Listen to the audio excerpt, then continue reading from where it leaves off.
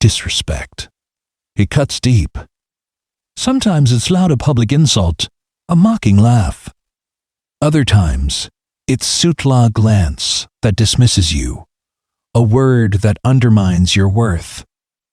But Machiavelli didn't believe in being emotional about disrespect. He believed in being effective. If someone disrespects you, don't react. Don't respond. And do it with precision. Machiavelli lived in a brutal political world. Florence was filled with betrayal, shifting alliances, and silent assassinations. In that world, respect wasn't given. It was engineered. So what does a master strategist do when he's disrespected? He calculates. He doesn't ask, "How do I feel?" He asks, "What result do I want?"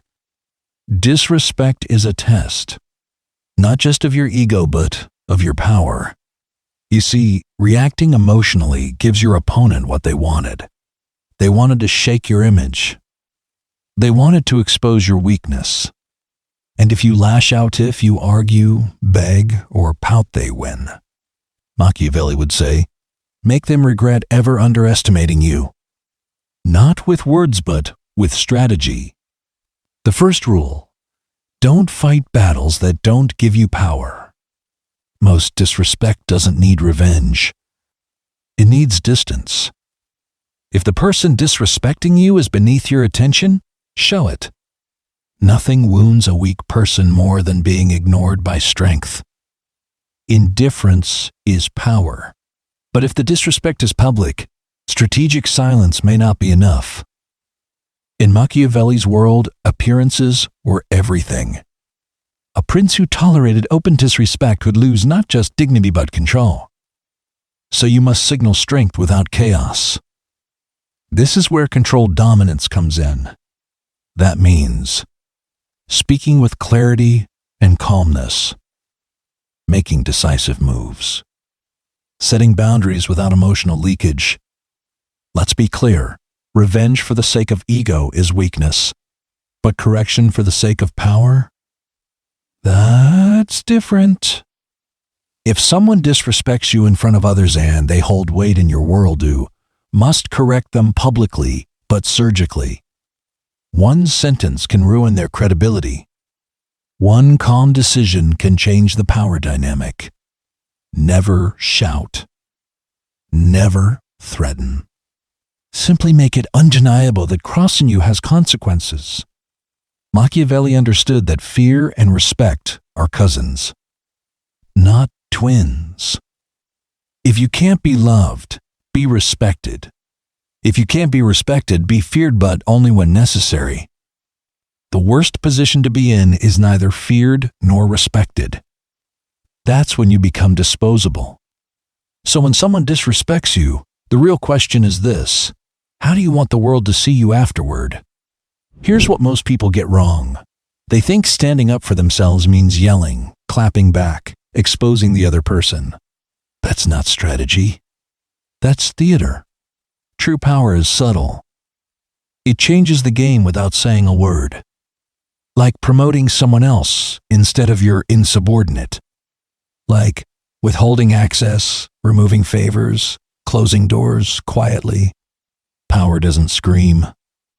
It selects. Still, don't become paranoid. Not every slight is an attack. Machiavelli warned against looking weak, but he also warned against looking unstable. If you punish every little disrespect, people will fear you, but they'll also wait for your fall. Be strategic. Be selective. Let some things slide, but never the ones that matter. And here's the irony: when you command quiet power, you rarely get disrespected. Because people feel it. It's in your posture, your tone, your timing. You don't need to bark.